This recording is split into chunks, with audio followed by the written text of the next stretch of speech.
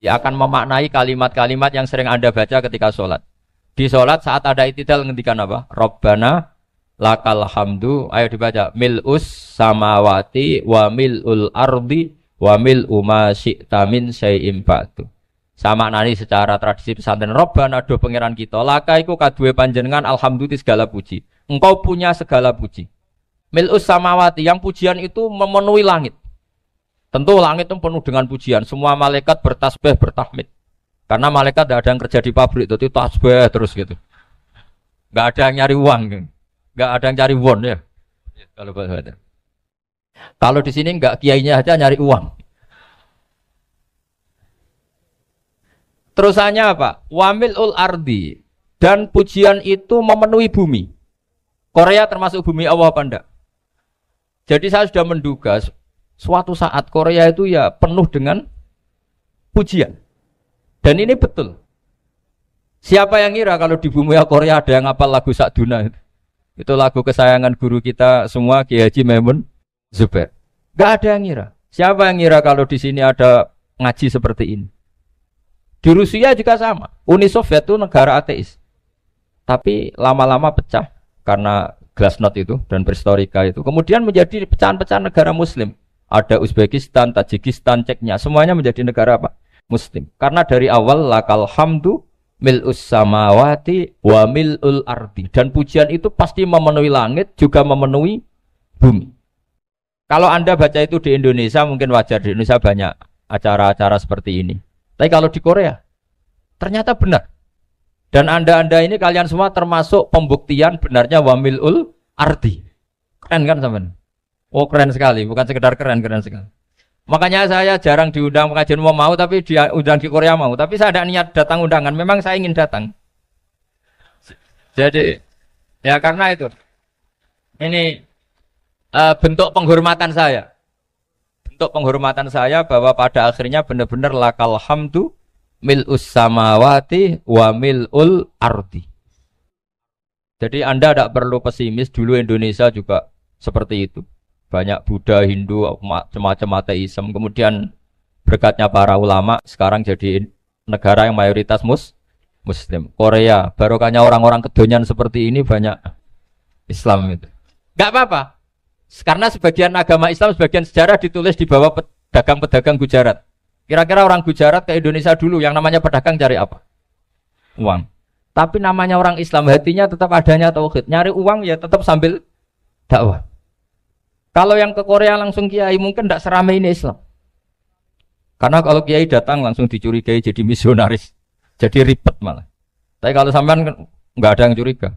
Namanya pekerja, pekerja saja nyari uang. Dan itu memang fakta. Cuma kadang ya sadar terus ya bagus lah seperti itu.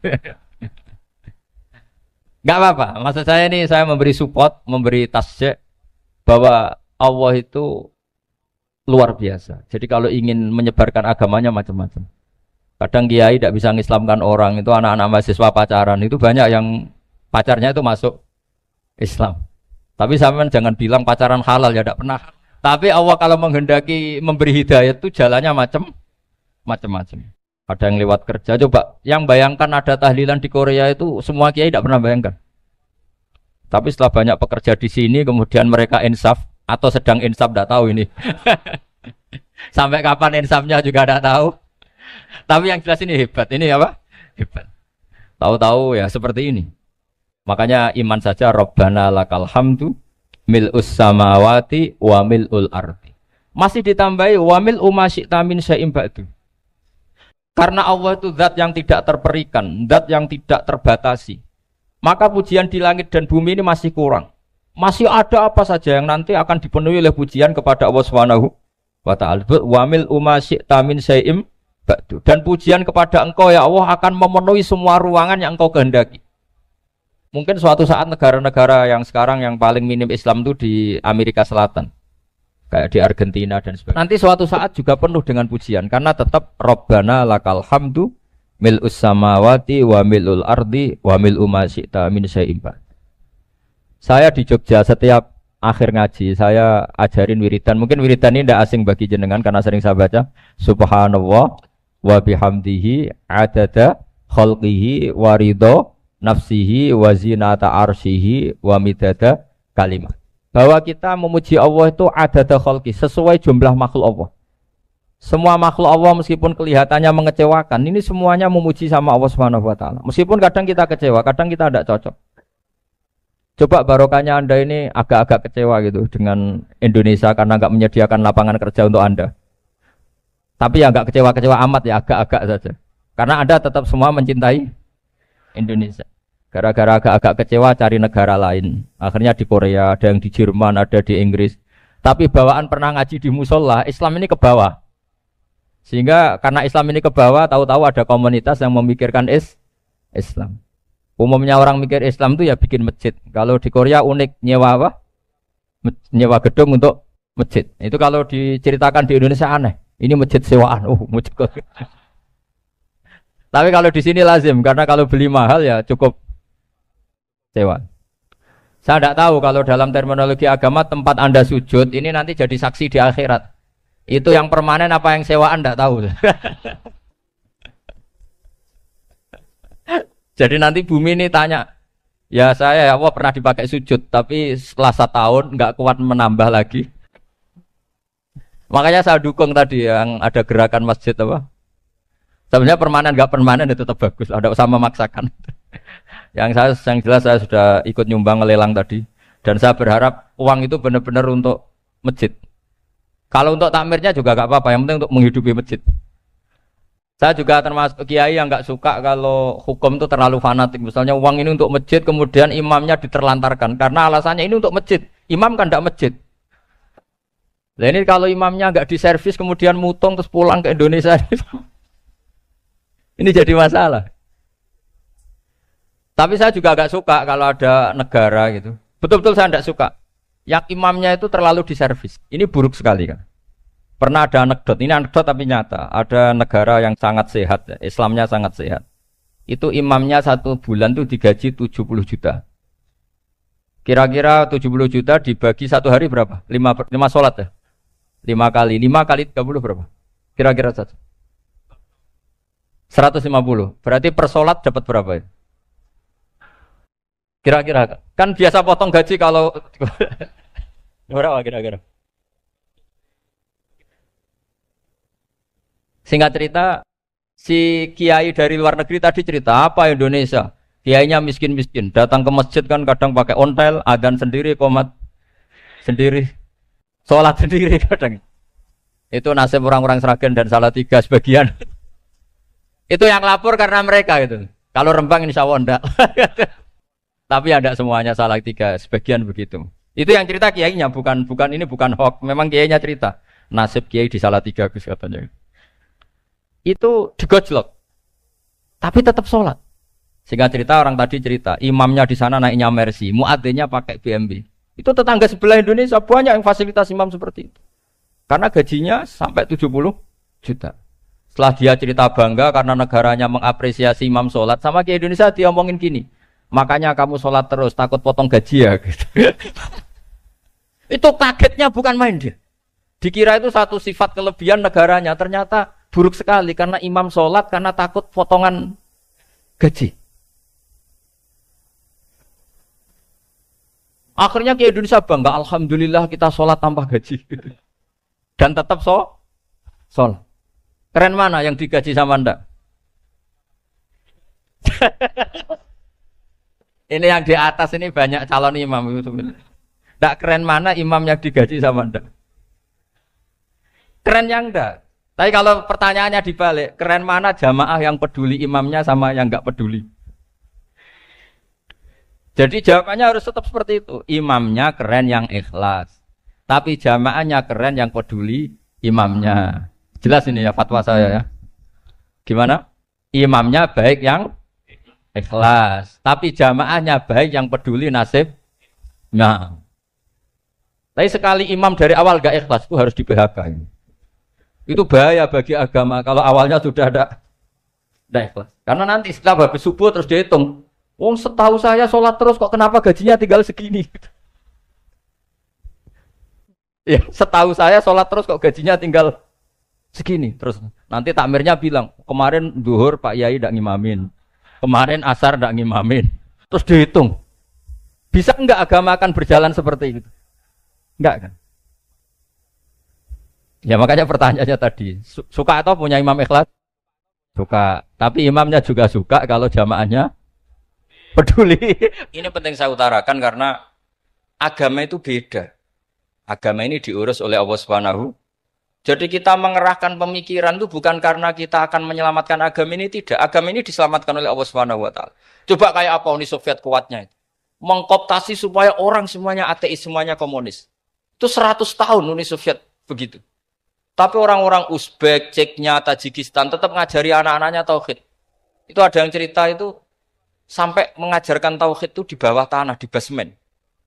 Tapi Allah menghendaki Rusia itu Uni Soviet jatuh. Ketika jatuh, negara-negara ini langsung menjadi negara Islam, yaitu Uzbek, Tajikistan, Ceknya. Mungkin nggak mereka langsung menjadi negara Islam, andai kan saat menjadi Uni Soviet benar-benar menjadi ateis. Nggak mungkin kan? Karena saat dikooptasi Uni Soviet, akidah mereka tetap tauhid. Cuma nggak berani muncul. Artinya apa? Uni Soviet nggak bisa menghabisi Islam. Kurang kerennya Uni Soviet zaman itu. Bisa nggak menghabisi Islam? Nggak bisa. Donald Trump dulu termasuk Islamfobia. Tapi setelah dia anti-Islam, malah orang Amerika demo supaya memperhatikan Islam. Nggak bisa. Makanya Korea pun nggak bisa menghabisi Islam. Kalau sampean menghabisi Islam sendiri bisa. Karena terus gak mau sholat, gak mau zakat itu sampai, tapi sampean tok yang Islamnya habis, Islam tetap baik-baik saja. Makanya ini penting saya utarakan supaya kamu pede bahwa agama ini pernah dibawa orang yang pedagang. Ya soal ada sebagian pendakwah yang ikhlas ya banyak, tapi sejarah yang gampang kita lihat adalah Islam itu dibawa oleh apa? Pedagang Gujarat, pedagang India. Enggak apa-apa, sejarah itu meskipun sebagian menentang enggak apa-apa, tapi sejarah itu tetap ada. Pasti sebagiannya memang seperti itu. Dan itu enggak masalah. Saya ulang lagi, itu enggak masalah. Coba dulu pemain bola kalau di Inggris itu kalau mau sholat susahnya bukan main. Apalagi kalau mau puasa. Kalau di sini kerja puasa katanya mati lu kalau apa? Puasa. Kalau mau sholat katanya dicari mana ini berhalanya kok. Kata orang-orang ateis kan gitu, dicarikan patungnya kali ini sholat kok enggak ada patungnya ini gimana ini. Ya ngalamin gitu. Tapi Allah Maha Kuasa. Banyak investor mana itu Dubai atau Qatar yang tertarik investasi di dunia bola. Kayak Sulaiman Al-Fahim makanya beli Manchester City. Itu sekarang pelatihnya negara orang sholat gak berani. Bahkan di tengah stadion dibangunkan masjid. Kalau sampai daftar jadi muadzin bisa. Apa nyanyi Sakduna di sana juga bisa. Dulu Aljazair bencinya bukan main. Apa Perancis sama orang Islam itu bencinya bukan main.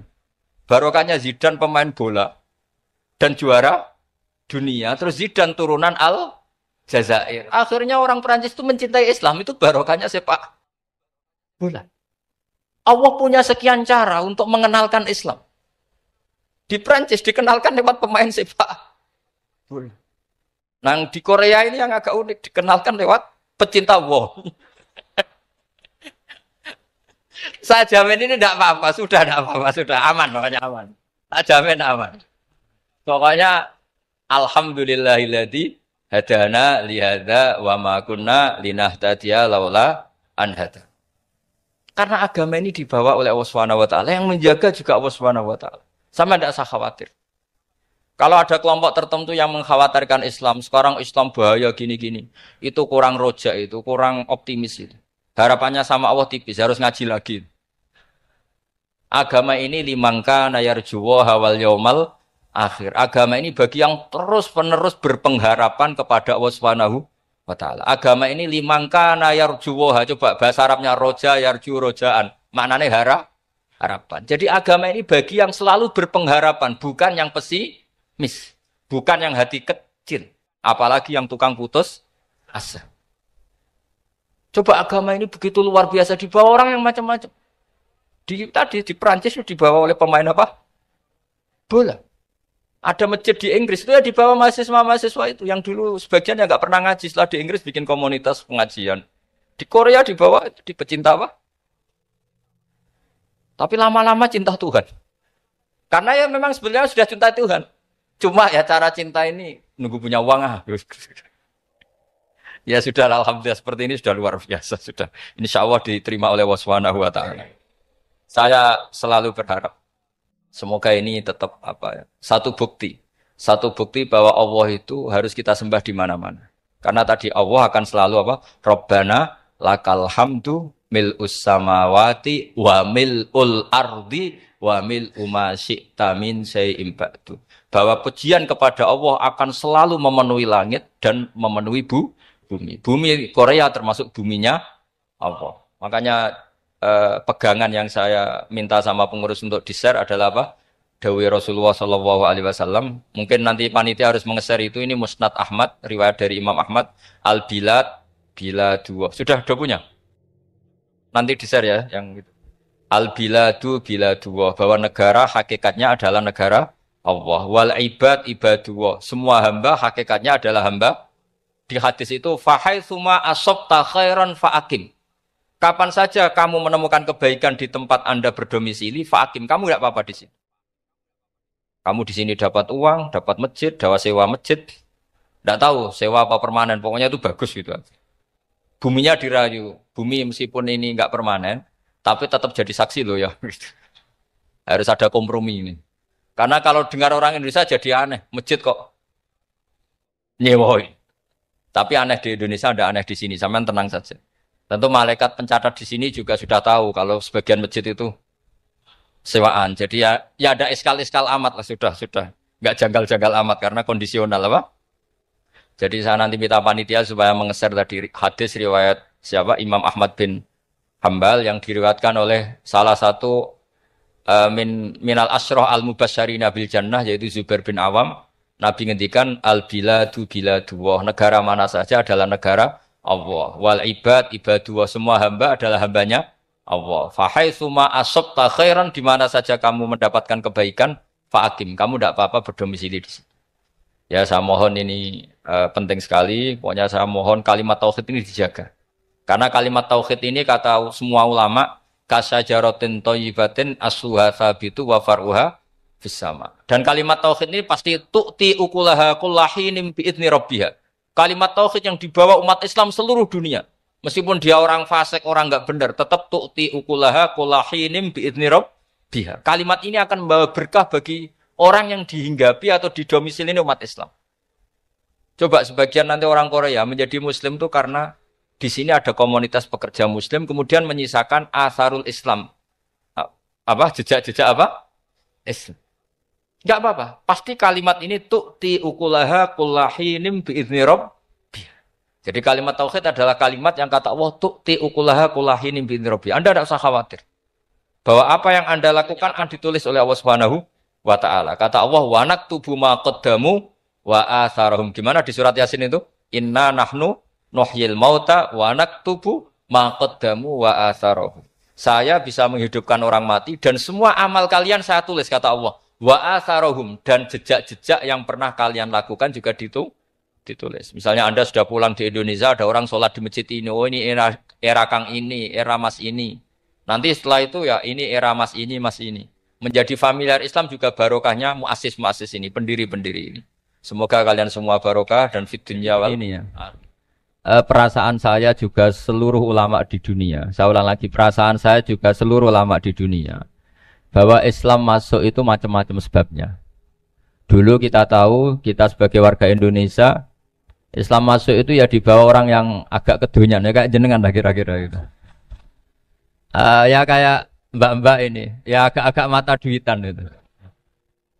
Karena kita tahu rata-rata ahli sejarah mengatakan Islam di Indonesia dibawa kiai apa pedagang. Pedagang tuh nyari uang apa nyari dakwah kira-kira. Ya semoga Anda mirip-mirip seperti itu. Ya jadi nyari uang karena ada nurani Islam sehingga tetap saja membawa Islam. Saya tidak tahu Islam Anda ala apa, tidak tahu. Pokoknya mau ngaji ya berarti Islam ala ahli sunnah wal jamaah. Jadi ini penting saya utarakan bahwa Islam itu agama yang mudah difahami. Sehingga dibawa pedagang saja ya kasil gitu. Dibawa orang yang kedonyan gak jenengan juga kasil gitu. Dibawa orang baik ya kasil, dibawa orang broken juga kasil. Ini penting saya utarakan karena saya ngaji di mana-mana bilang ciri utama kebenaran absolut adalah kebenaran yang bahkan orang nggak benar saja bisa bawa. Tapi bukan berarti saya dukung Anda tidak benar, kan sudah tidak benar dulu sebelum kenal saya. Tapi nggak apa-apa, nggak benernya umat Islam insya Allah dimaafkan sama Allah Subhanahu. Ya asal tobat maksudnya. Nggak, ini saya beri satu konstruksi pikiran yang saya sering utarakan di ngaji saya. Sampai sekarang saya coba saat tes ini kan di kampus ya, di apa bacanya ini Kim University yang global leader apa in the world itu. Ini keren lah. Jadi acara ilmiah kita ditakdir di gedung apa? Kampus, gedung universitas di begini. Kalau 1 ditambah 1 2 itu namanya hakikat. Ciri utama hakikat adalah siapapun akan menerima. Saya sekarang tanya sama Anda, kira-kira 1 tambah 1 2 itu musuh Anda pun mengatakan 2 apa tidak? Ya. Pekerja Korea ya bilang 2, rektor Al-Azhar juga bilang 2. Kamu yang sekarang sedang mungkin sebagian broken sama istri juga bilang 2. Istri kamu yang mangkal sama kamu juga bilang 2. Yang cemburu ya bilang 2, yang dicemburuin juga bilang 2. Karena begitu mudah kebenaran absolut diterima oleh siapa saja. Begitu juga eksistensi Allah sebagai Tuhan. Itu mudah diterima oleh siapa saja. Sehingga pembawanya tidak perlu seorang kiai atau gus atau mubalek atau ketemu amu indah.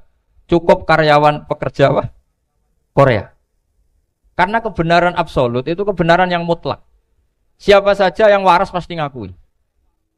Kira-kira orang yang berpikir sehat pasti berpikir begini, ini yang diajarkan Quran. Bumi ini kadung wujud. Sudah wujud kadung wujud, punya eksistensi. Mungkin enggak sesuatu yang wujud kemudian disebabkan oleh sesuatu yang nihilisme, yang tidak ada. Mungkin enggak? Enggak mungkin. Yang namanya penyebab itu harus sesuatu yang wujud. Di mana-mana penyebab itu harus punya eksistensi. Karena langit dan bumi ini kadung wujud, pasti penyebabnya adalah wujud. Karena wujud penyebab harus bersifat super.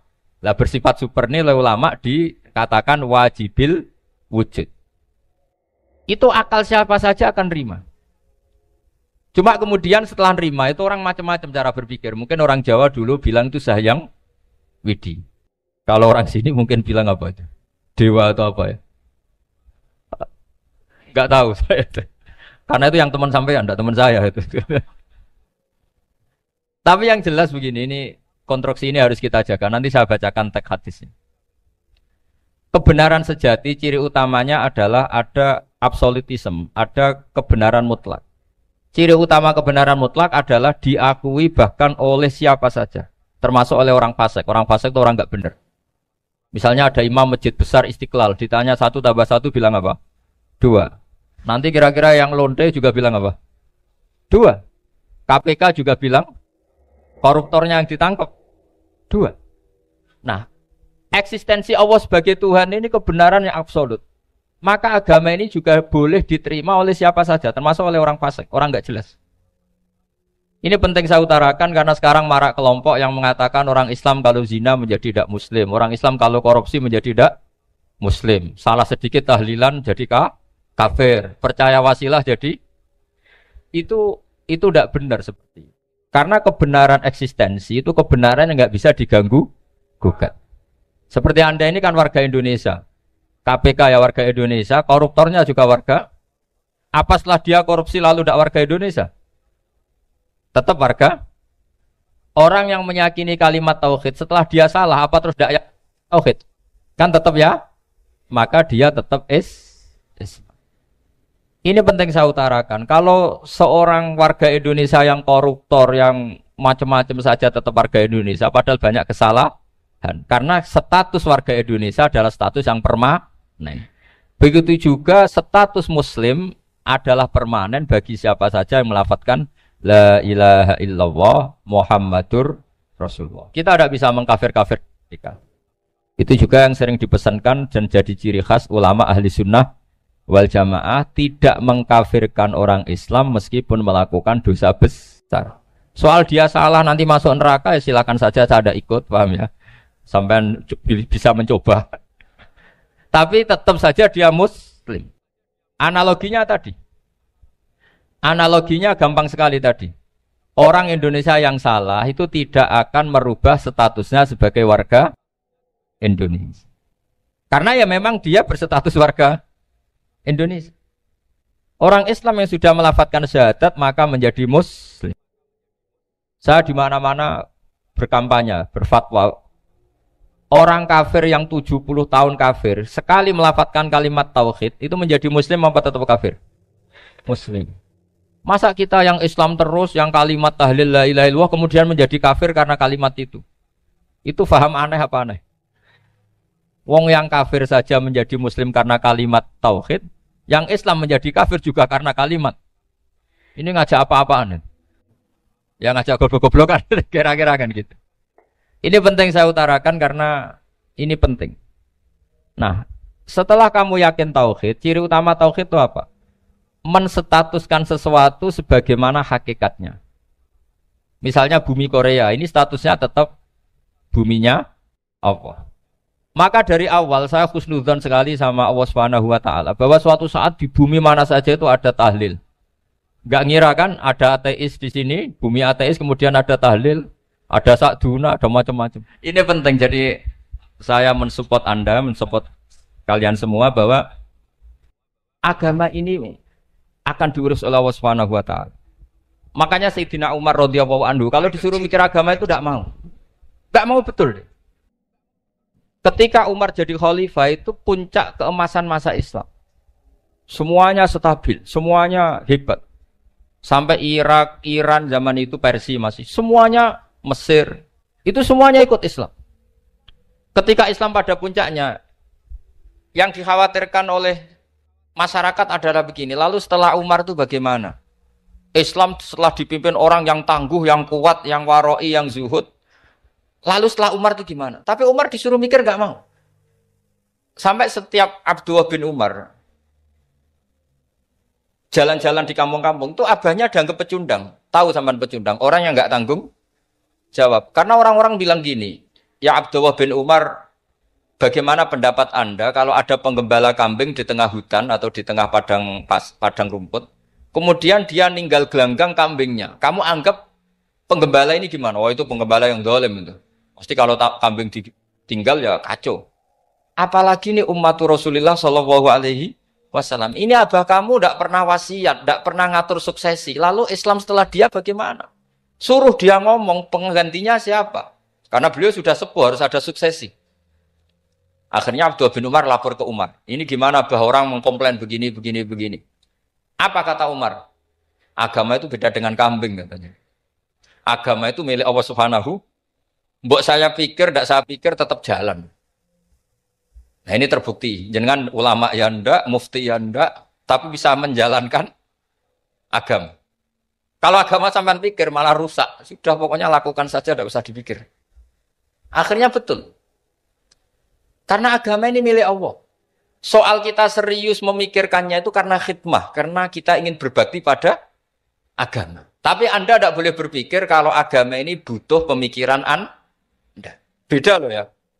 Kita khidmah agama serius karena kita ingin mengkhidmai agama. Tapi agama ini tidak pernah butuh kita. Karena agama ini akan diurus oleh Allah Subhanahu. Coba pas sampean kecil, orang jilbaban di Indonesia itu banyak apa banyak sekarang? Banyak sekarang. Kiainya mutu orang dulu apa mutu orang sekarang? Tapi perkembangan Islam itu ramai sekarang apa ramai dulu? Ramai sekarang. Islam menyebar di seluruh dunia itu zaman Wali Songo, zaman sampean keren mana? Keren sekarang. Kualitas solehnya sampean sama Wali Songo? Wali Songo. Ini betul. Karena agama ini diurus oleh Allah Subhanahu.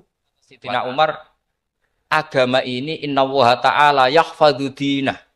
Innallaha ta'ala la yudhi'u khilafatahu waladina. Allah itu tidak akan menyia-nyiakan agamanya. Ini terbukti. Agama ini pernah dipimpin orang terbaik di dunia, yaitu Rasulullah Shallallahu Alaihi Wasallam. Ketika beliau intakola ila rofiqil ala, ketika beliau pindah ke alam sana, diteruskan oleh sahabat yang tentu jauh di bawah Rasulullah. Diteruskan tabiin, diteruskan para wali songo, diteruskan sang sampean yang jauh di bawah wali songo. Sejauh-jauhnya. Tapi agama jalan sampai Korea. Agama jalan sampai apa? Dulu Wali Songo itu hanya sampai Mojokerto, sampai Tulungagung. Di bawah sampean, Klayaban sampai mana ini? Korea. Coba kalau Allah tidak ngurus, nggak bisa. Yang gerakkan hatinya sampean peduli sama masjid siapa? Allah Subhanahu wa taala. Yang menggerakkan hati sampean peduli sama agama siapa? Tapi yang menggerakkan sampean ke Korea apa? Uang kan?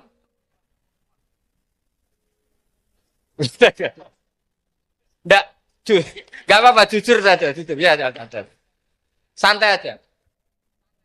Ini bagian dari keramatnya jenengan. Niatnya enggak bener tapi dibenerin Allah di sini.